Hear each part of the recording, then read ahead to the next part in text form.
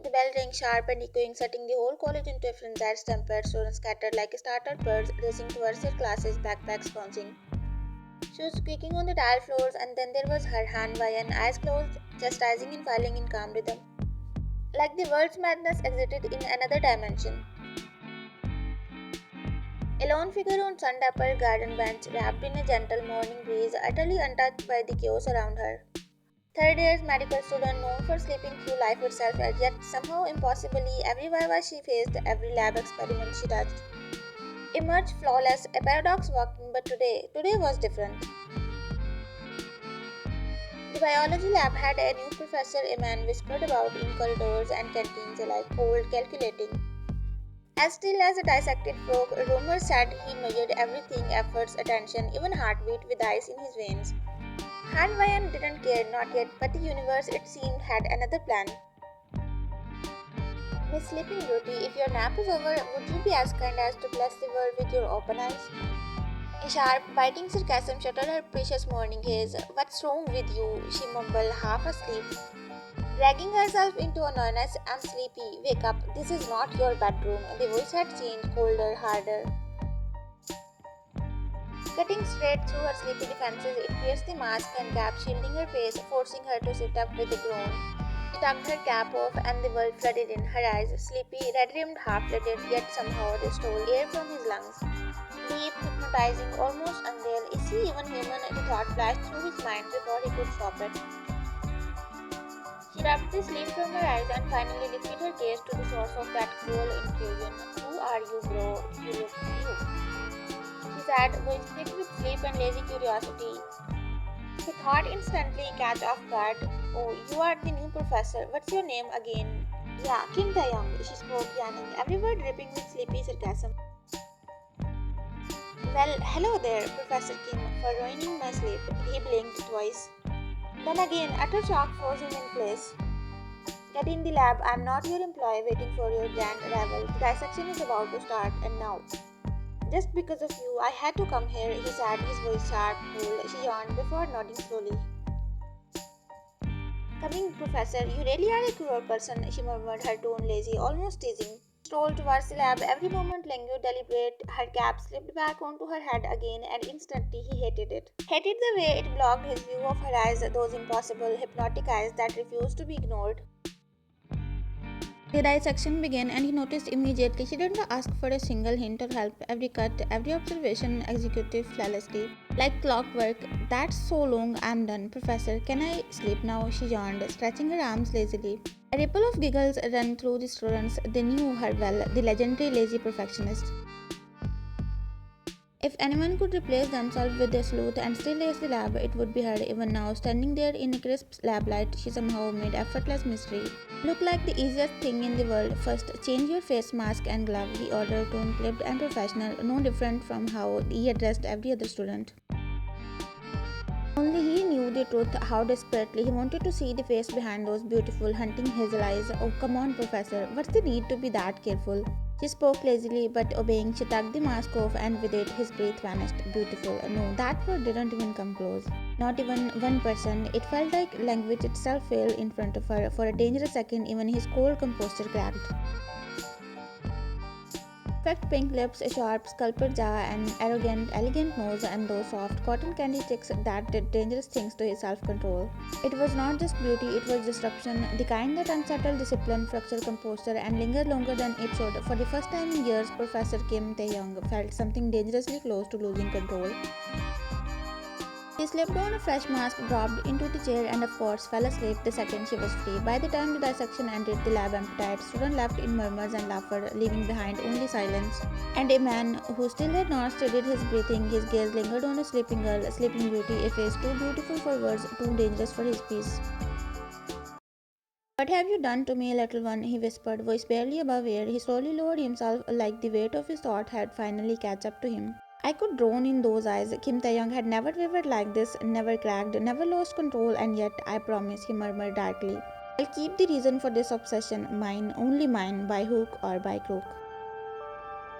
A sharp knock snapped him back to reality. Vian didn't start, not even the slightest twitch still in her peaceful, careless sleep. Taehyung straightened instantly, rebuilding the cold composure before allowing the visitor inside. The DN stepped into the lab. His gaze drifting to the sleeping girl almost immediately, a soft chuckle escaped him. The sleeping queen is resting again, he said fondly, a trace of amusement in his tone as he looked at Vayan, something twisted in Taehyung's chest.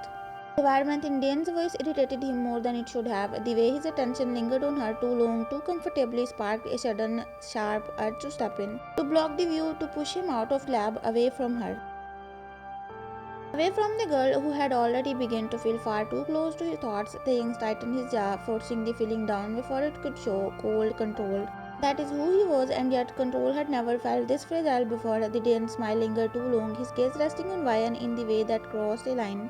Not paternal, clearly harmful, inappropriate. Professor Kim saw it clearly. And he didn't tolerate it. His patience thinned instantly, jaw tightening. He stepped ahead and placed himself between the Dane and the sleeping girl, blocking the view.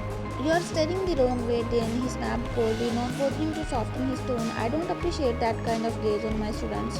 Words landed hard, the Dane froze, shock flashing across his face, catch off guard by his seriousness.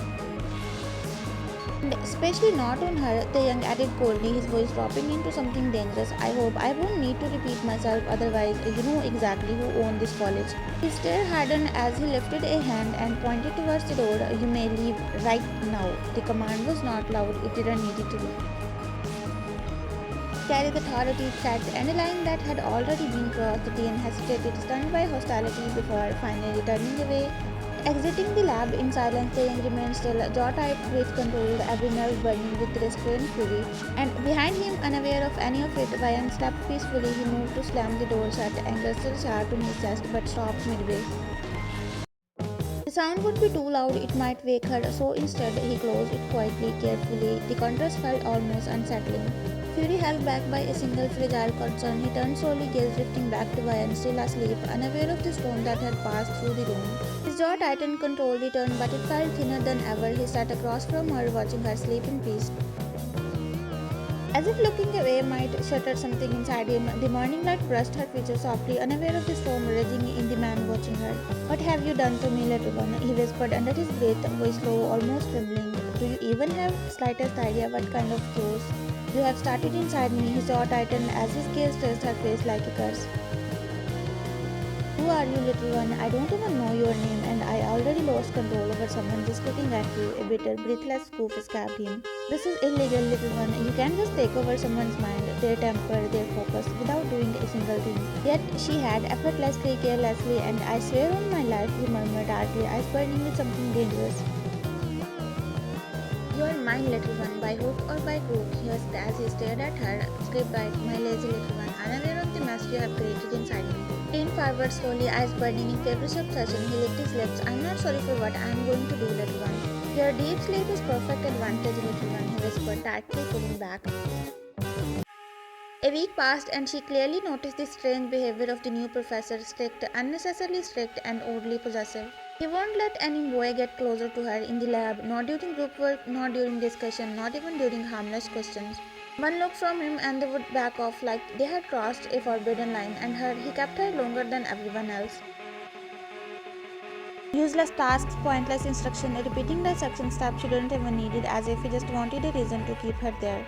Sudden assignments, extra observation, random lab duties that made no sense to her at all, and if she ever tried to sleep, not in the garden, not on the colorful grass under the open sky. No, according to him, if you are going to sleep, you will sleep in the lab.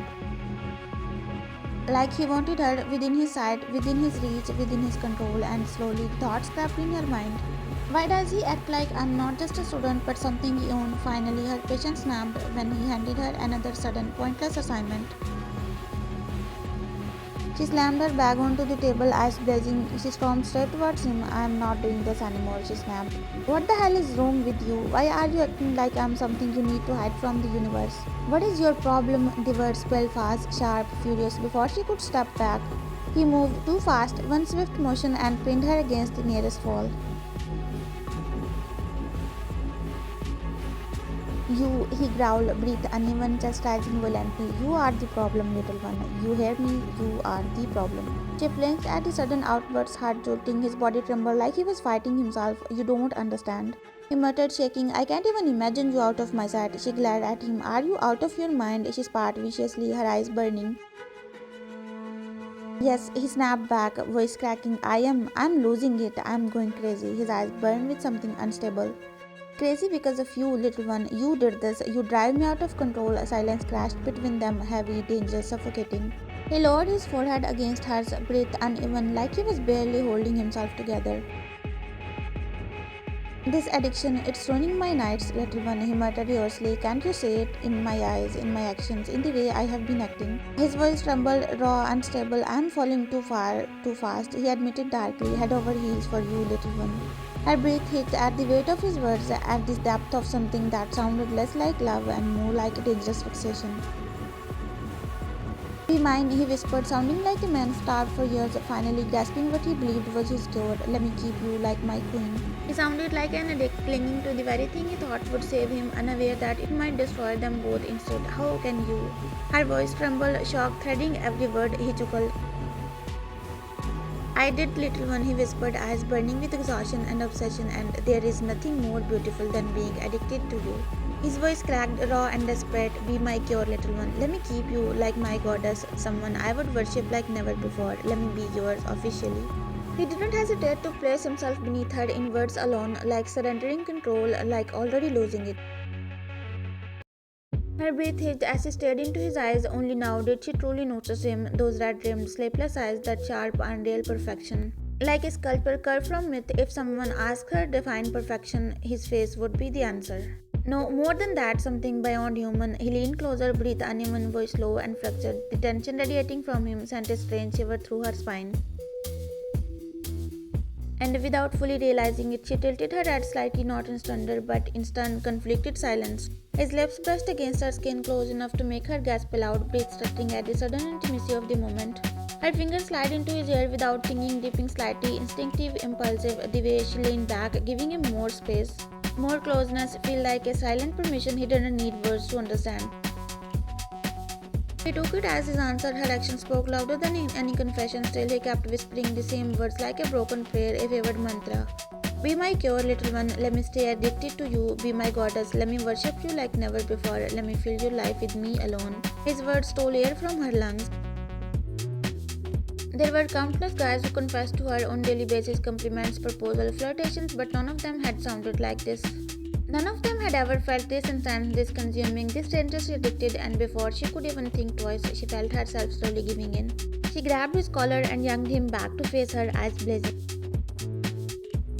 You know what? Screw you, she said flatly, for the way you're messing with my head. Before he could even process her words, she surged forward and kissed him, furious, reckless, unapologetic. Let the world burn, let the rules stutter, let the every forbidden line be crossed. He froze for half a second, then melted into it like a man already addicted to her existence, every burning, every boundary.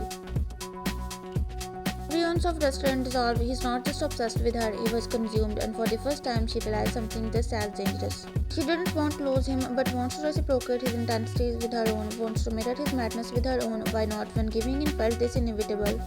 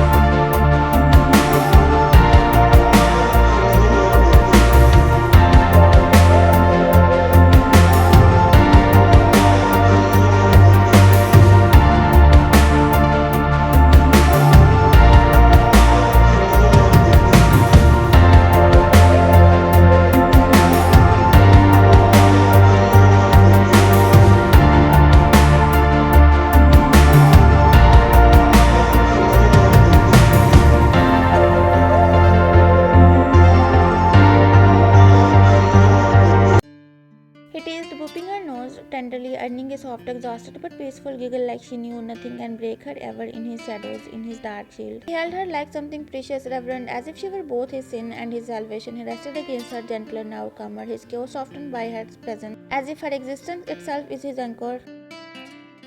You will ruin me someday, little one, he whispered. There was a smile in his voice, not fear or regret, just devotion, and in that quiet, tender aftermath she believed. He was not just his obsession, she was his peace too. The boats drifted off to peaceful sleep. The mansion felt quieter after the storm of them. Sunlight filtered through the curtains, painting soft gold across tangled sheets and slow, steady breathing. His tired first stared at him. For once he didn't look dangerous, no sharp edges, no madness in his eyes, just a man softened by sleep, his jaws temporarily tamed. He pressed his shoulder absent-mindedly. He shifted, murmuring her name under his breath like a secret he never wanted to lose. When his eyes finally opened, there was no hunger in them this time, only quiet affection, slow and sincere. Stay, he whispered, softer than all previous promises. In that gentle afternoon, wrapped in the aftermath of obsession and devotion, she realized something rare and fragile. Even in the darkness of his love, there was warmth, safety, and a room like you're getting rid of me ever. Her teasing made him smile in peace. Never want to get rid of you, little one, he whispered, eager for their peaceful, chaotic future ahead together in love, addiction, and undying madness.